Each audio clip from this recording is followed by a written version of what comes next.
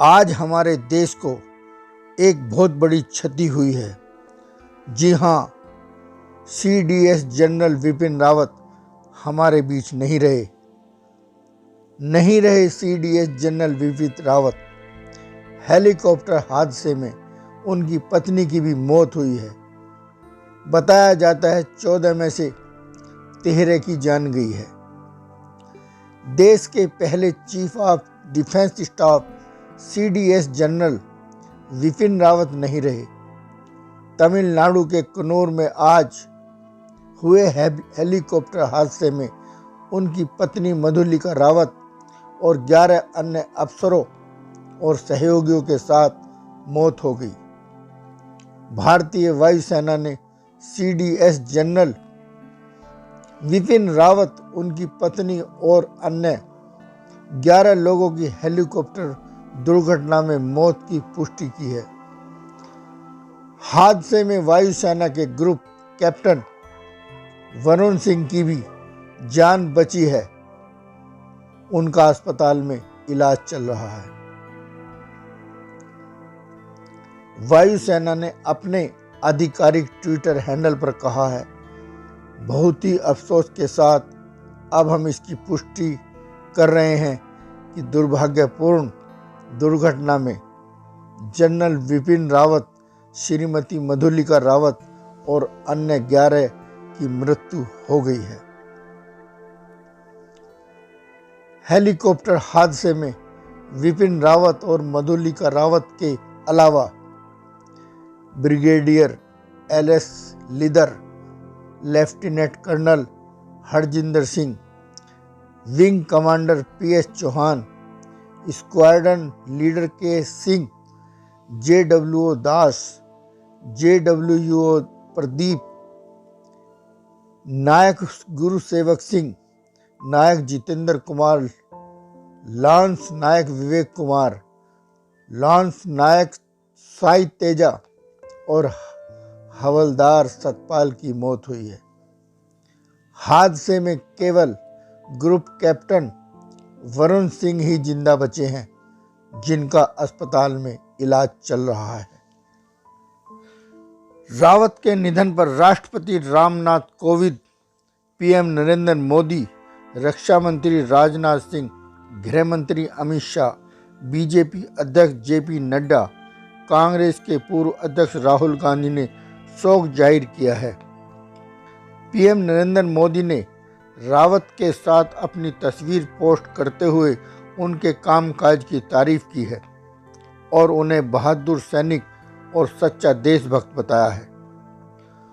उत्तराखंड के पौड़ी में 16 मार्च 1958 को पैदा हुए रावत 1978 में सेना में शामिल हुए थे। जनरल विपिन रावत ने 17 दिसंबर 2016 को जनरल दलवीर सिंह सुहाग के साथ 27वें सेनाध्यक्ष के रूप में भारतीय सेना की कमान संभाली थी। 1 जनवरी 2020 को देश में पहली बार सीडीएस की नियुक्ति हुई थी और जनरल विपिन रावत को सबसे पहले इस अहम पद की जिम्मेदारी सौंपी गई थी। जनरल विपिन रावत को ले जा रहा भारतीय वायुसेना का एक हेलीकॉप्टर बुधवार को तमिलनाडु के कन्नौर के निकट दुर्घटनाग्रस्त हो गया। आधिकारिक सूत्रों ने बताया कि यह हादसा कोहरे और खराब मौसम की वजह से वायुसेना का Mi-17VH हेलीकॉप्टर दुर्घटनाग्रस्त हुआ। हादसे के कारण का पता लगाने के लिए कोर्ट ऑफ इंक्वायरी के आदेश दे दिए गए हैं। हेलीकॉप्टर ने कोयम्बटूर के पास सुलूर वायुसेना अड्डे से उड़ान भरी थी। हेलीकॉप्टर के गिरते ही इसमें आग लग गई। टेलीविजन पर दिखाई जा रही फुटेज में बुरी तरह से क्षतिग्रस्त हेलीकॉप्टर से आग की लपटें उठती दिखी। दुर्घटना स्थल पर भारतीय वायुसेना के हेलीकॉप्टर के क्षतिग्रस्त और जले हुए टुकड़े बिखरे पड़े थे। स्थानीय प्रदर्शियों ने एक तमिल टीवी चैनल को बताया कि उन्होंने तेज आवाज़ सुनी जाहिर तौर पर हादसे की आवाज़ थी और बाद में हेलीकॉप्टर में आग लगी, जिसमें उसमें से सवार लोग झुलस गए। आग में जल जाने की वजह से शवों के डीएनए जांच भी कराई जाएगी। सीडीएस जनरल रावत वेलिंगटन व डिफेंस सर्विसेज कॉलेज डीएससी जा रहे थे।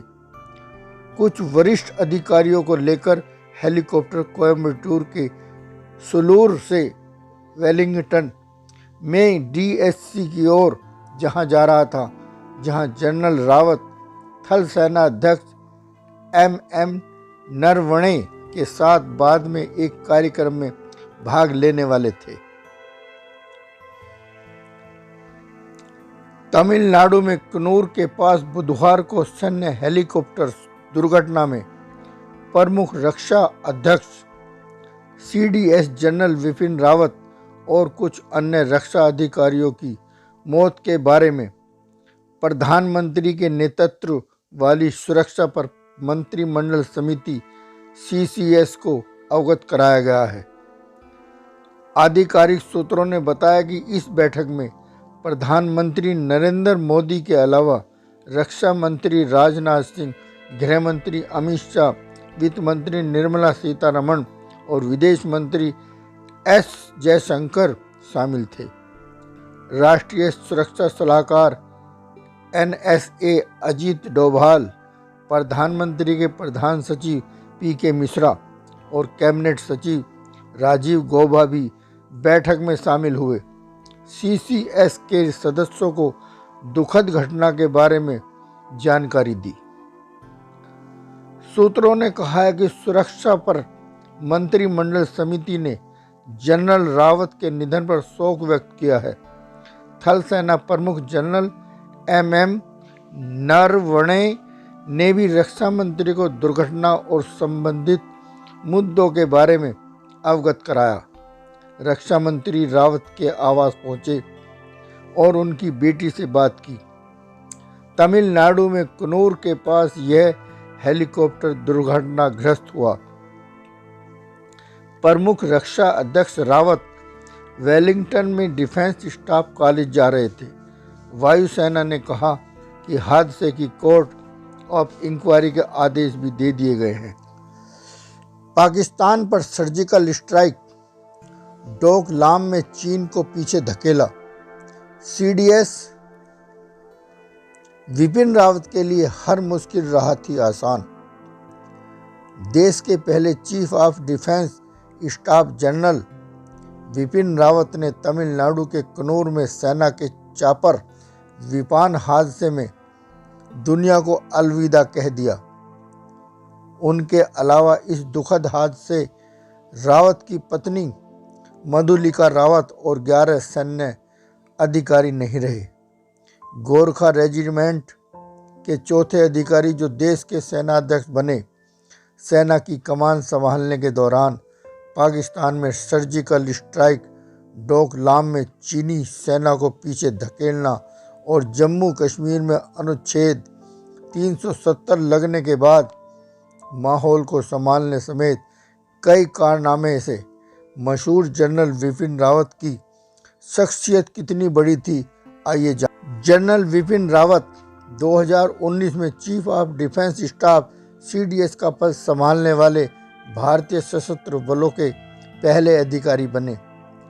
यह पद वर्तमान चुनौतियों का सामना करने के लिए भारत के सशस्त्र बलों के पुनर्गठन के सरकार के प्रयासों के हिस्से के रूप में बनाया गया था। जनरल विपिन रावत के कार्यों का अंदाजा इसी बात से लगाया जा सकता है कि सरकार ने सेना प्रमुख पद से उनकी सेवानिवृत्ति से ठीक पहले सीडीएस के लिए नामित कर दिया।